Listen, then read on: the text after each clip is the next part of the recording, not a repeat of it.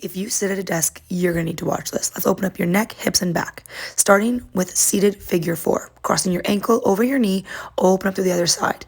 From there, you're going to lean forward into your desk and try to open up through your spine. So think length from the crown of your head down to the tailbone, not rounding through like you naturally will want to. This is going to help you open up your glute med, outer glute, and all the way down through the outer thigh. From there, you're going to add in a twist. Opposite hand is going to come onto the knee.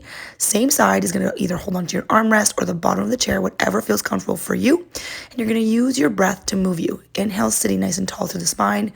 Exhales, twisting through the mid-back. Thinking about twisting right underneath the shoulder blades or across the bra line. And stay here for about 5 cycles of breath before you switch sides and start over again on your second side. Next up, we're going to do seated cat-cow. So you can plant your feet on the ground. Hands are either on your knees or on your desk, whatever feels more comfortable for you. And you're going to use your breath to move you here. So big inhales to open up through the chest, flaring the rib cage, nose all the way to the ceiling. Exhale, tuck the tailbone in, round through the shoulder blades, eyes to the knees. Think inhales, you're letting your diaphragm fall to your belly, inflating through the lungs. Exhale, round, push your heart all the way back into the shoulder blades, separate them out. Moving with your breath to find length, extension, and flexion out of your spine. Trying to decompress, really. Next up, let's get some neck mobility, doing shoulder checks. So draw a straight line with your nose, trying to avoid looking up or down or getting a bit of a dip with the nose. And you're going to pull from side to side, trying to avoid shoulder movement at the same time. Next up is floor to ceiling looks. So again, drawing with your nose straight up to the ceiling. You don't want to prevent your breathing. If you can't breathe in your stretches, it's too big. So just be mindful of your movement pattern, that you're not straining your neck in this movement, but that you're just getting movement out of it. Next up is neck figure eights. Let's get some side to side movement with your neck, shall we? So drawing a big circle with your nose, you're gonna drop your ear to the same shoulder. So right ear, right shoulder, all the way back, nose to ceiling, chin to chest, left ear, left shoulder. And you're gonna repeat this 3 cycles of figure eights in one direction and then go backwards.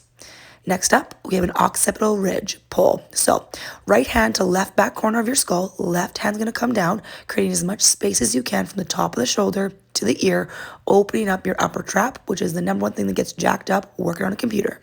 Next up is your lower traps. Hands behind your head, push your head into your hands, elbows come together, and think about opening up to the lower part of your shoulder blades, breathing into the mid-back. Second side of that occipital ridge pull. Now remember, we're not yanking the chin down to the chest, but actually try to create space between the shoulder and the base of the skull.